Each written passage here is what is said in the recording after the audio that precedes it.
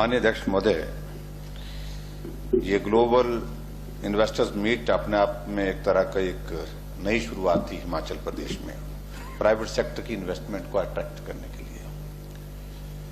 हालांकि बहुत सारी कंट्रोवर्सीज, बहुत सारी बातों को लेकर के हमारे विपक्ष के मित्रों ने बात करने की कोशिश की थी, लेकिन जब पूरी दुनिया में, पूरे देश भर में, सभी राज्यों में प्राइवेट सेक्टर का इन्वेस्टमेंट लिया जा रहा है, हिमाचल इसमें पीछे क्यों रहना चाहिए, ये प्रश्न था।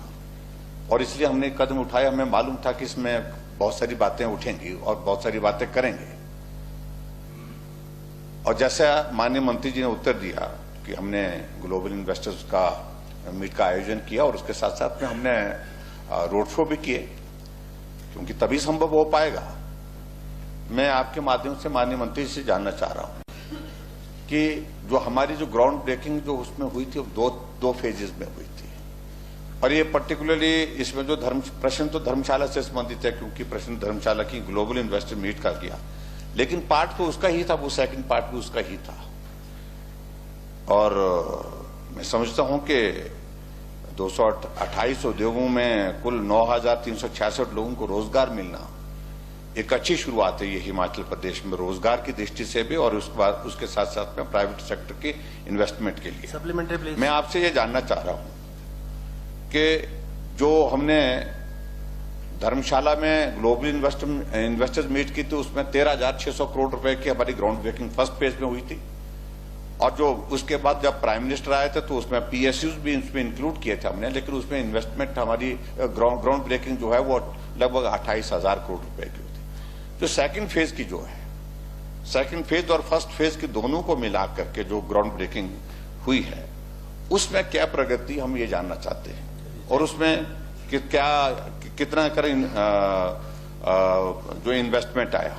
और दूसरा अध्यक्ष महोदय, मैं आपके माध्यम से माननीय मंत्री जी से यह भी जानना चाहता हूं, क्या वर्तमान सरकार आने वाले समय में भी इस मंशा को जारी रखती है कि हम हिमाचल प्रदेश में प्राइवेट सेक्टर का इन्वेस्टमेंट लाना आवश्यक समझते हैं? क्या आप इसमें आगे बढ़ेंगे या जो पीछे हुआ है उस पर ही बोलते रहेंगे, उस पर ही नुक्ताचीनी करते रहेंगे, या आगे बढ़ते इस पर भी प्रकाश डालें? माननीय मंत्री महोदय,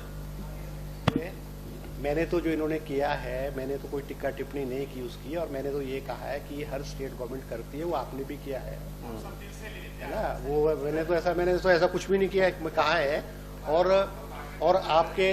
और आपने जो किया है, हम उसको आगे बढ़ा रहे हैं और आपकी सलाह मशवरा लेकर के ही हम करेंगे। आपने माननीय विपक्ष के नेता ठाकुर जयराम जी ने जो पूछा है, ग्राउंड ब्रेकिंग जो है उसमें एक में MOU थे 236, जिसमें इन्वेस्टमेंट थी 13,488 करोड़ की, और सेकंड आपकी जो ग्राउंड ब्रेकिंग थी उसमें आपके हुए थे 287, जिसमें इन्वेस्टमेंट थी 28,196 करोड़ रुपए की। टोटल MOU थे 523 करोड़ के, जिसकी इन्वेस्टमेंट थी 41,684 करोड़ रुपए। और मैंने वो डिटेल आपको बता दी है। इसमें ब्रेकअप कितने एस्टेब्लिश, 228 एस्टेब्लिश हुए हैं, 157 अंडर कंस्ट्रक्शन है, और 138 जो है वो अभी इनिशियल स्टेज पे ही है ये। और एम्प्लॉयमेंट अभी तक जो मिली है 9,366 लोगों को एम्प्लॉयमेंट मिली है।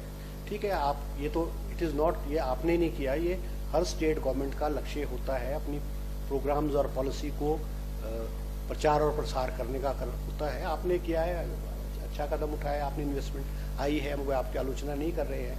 और हम जो है हिमाचल प्रदेश में उद्योगपति आए, हम उसके लिए सिंगल विंडो क्लियरेंस को खत्म करके हम इन्वेस्टमेंट ब्यूरो बना रहे हैं अध्यक्ष महोदय, जिसमें ये होगा कि it will be the responsibility of the investment bureau कि इन्वेस्टर आए, वो उसको आप अप्लाई करेगा, और NOC कलेक्ट करने की जिम्मेवारी स्टेट गवर्नमेंट की होगी। और एक टाइम फ्रेम में जो है वो हम NOCs जो है इंडस्ट्रीज को प्रोवाइड करेंगे हम उनको। और हम इस सदन के अंदर, विधानसभा के अंदर एक एक्ट ला रहे हैं जिसमें हर डिपार्टमेंट के ऊपर बाइंडिंग होगा, और हम टाइम फ्रेम फिक्स करेंगे कि पोल्यूशन कंट्रोल बोर्ड का NOC है, इलेक्ट्रिसिटी बोर्ड का NOC है, TCP का NOC है। 118 भी एक बहुत बड़ी समस्या है। आपने Thakur as a chief minister आपने देखा कि 118 की बहुत लंबा प्रोसेस है, उसमें बहुत इंडस्ट्रीज को बहुत परेशानी होती है, उसको भी हम कट शॉर्ट करने की कोशिश करेंगे ताकि उद्योगपति को जो है वो प्रॉब्लम ना हो और हिमाचल प्रदेश में इंडस्ट्रीज आए, क्योंकि गवर्नमेंट सेक्टर में एम्प्लॉयमेंट एक सैचुरेशन पॉइंट पे पहुंच चुकी है।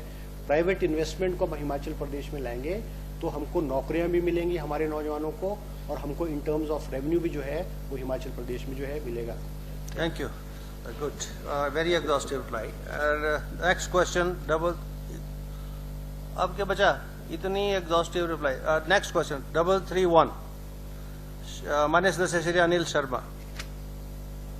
Question number 331। माननीय शिक्षा मंत्री महोदय।